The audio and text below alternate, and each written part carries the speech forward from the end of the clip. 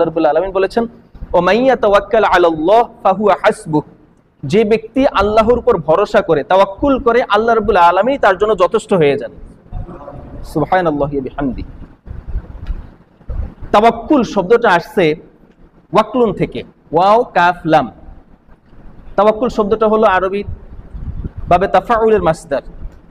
এটার অর্থ হলো নির্ভর করা, ভরসা করা। আর এটার মূল শব্দ অক্ষর হলো ওয়াও কাফ লাম, ওয়াকলুন। আমরা এখান থেকে ওয়াকিল শব্দটা ব্যবহার করি। তাওয়াক্কুলের চাইতে ওয়াকিলটা বেশি বুঝি, কারণ আমাদের অনেকেই মামলায় জড়িত। বেশিরভাগ মানুষই কম বেশি জীবনে মামলায় জড়াইছেই। আর মামলা মানেই হলো ওয়াকিল, যাদেরকে অ্যাডভোকেট বলে। ওয়াকিল শব্দটি আমাদের মধ্যে বেশি পরিচিত। ওয়াকিল শব্দের অর্থ হলো জামিনদার বা অভিভাবক। আমরা ওয়াকিলের কাছে কি করি? একটা কথা আছে যে ওয়াকিলের কাছে এবং ডাক্তারের কাছে কোনো কিছু গোপন করতে হয় না। আপনার যত সমস্যাই হোক, যত পার্সোনাল কথাই হোক, এই দুই ব্যক্তির কাছে কখনো এগুলো গোপন করা যায় না।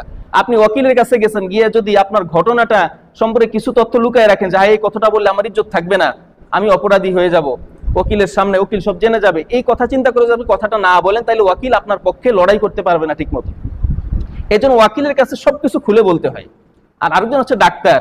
ডাক্তারের কাছে গিয়ে আপনি এমন একটা রোগে পড়ে গেলেন যেটা ডাক্তারের কাছে বলতে লজ্জা লাগে, আপনি বললেন না, তাইলে আপনার চিকিৎসা হবে না, আপনি অসুস্থ থেকে যাবেন।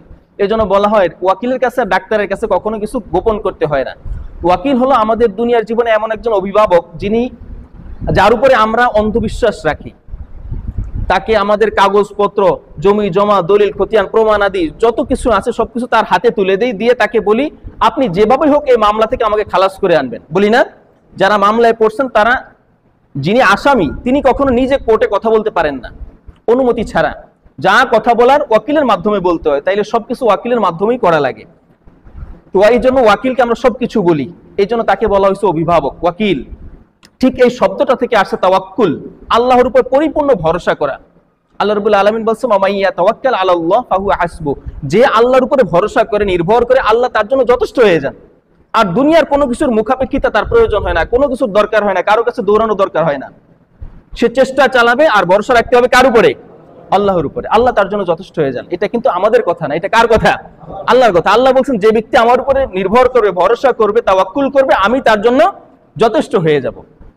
ইন্নাল্লাহা বালিগু আমরি। এরপরে বলছেন আল্লাহ, নিশ্চয়ই আল্লাহ তার উদ্দেশ্য, তার আকাঙ্ক্ষা, তার চাহিদাকে অবশ্যই পরিপূর্ণ করবেন।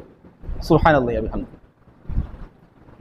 আল্লাহর হাবিব সাল্লাল্লাহু আলাইহি সাল্লাম, তো যেটা বলতেছিলাম যে ওয়াকিলের কাছে আমরা যেমন সবকিছু খুলে বলি, আমাদের মনের যত গোপন কথা, যত প্রকাশ্য কথা, যত অপরাধের কথা, আমাদের সম্পর্কে, আমার নিজের সম্পর্কে সব থেকে বেশি কে জানে? আল্লাহ জানেন। আর আমি কি করেছি এটা আমি জানি। আমার আশেপাশে অনেক বিষয় আছে যেগুলো আশেপাশে কেউ জানে না, স্ত্রী জানে। আবার এমন বিষয় আছে যেগুলো স্ত্রীও জানে না, কেবলমাত্র আমি জানি। আমি কি অপরাধ করেছি, আমি কি পাপ করেছি, আর কেউ জানে না, কেউ দেখে নেই, একমাত্র আল্লাহ ছাড়া।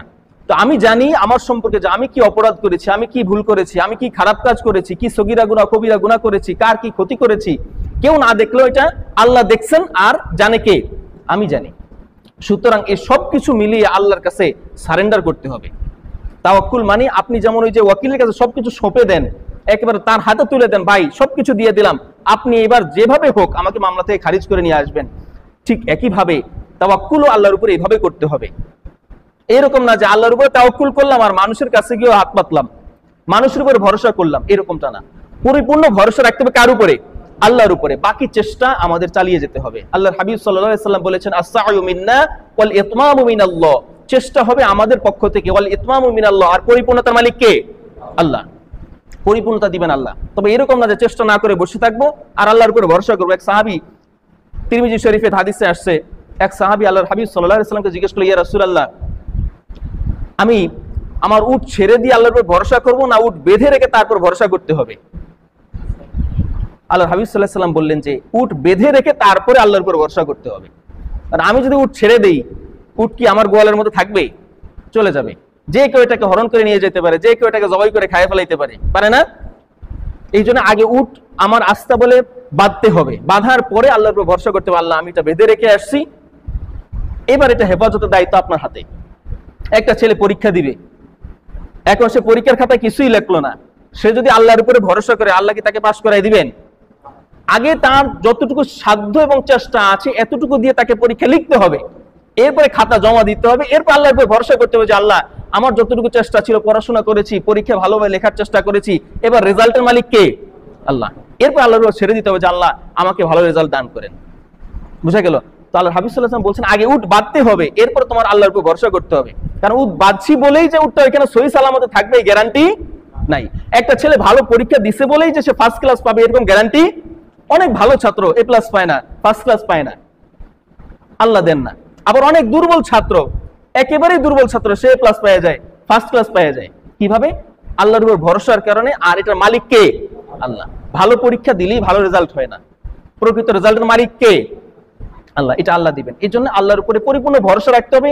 সবকিছু অন্তরের ভেতর বাইর সবকিছু আল্লাহর কাছে সঁপে দিতে হবে যে আল্লাহ আমার দ্বারা এইটা এটা হয়েছে, আমি এই কাজটা করতেছি, এই প্ল্যান নিয়েছি, আপনার হাবিবের অনুসরণ করে, আপনার আদেশের অনুগত হয়ে আমি এই প্ল্যানটা করেছি, আল্লাহ আপনি এটা সফলতা দান করেন। এই চেষ্টাটা, এই তাওয়াক্কুল রাখতে হবে কার উপরে? আল্লাহর উপরে।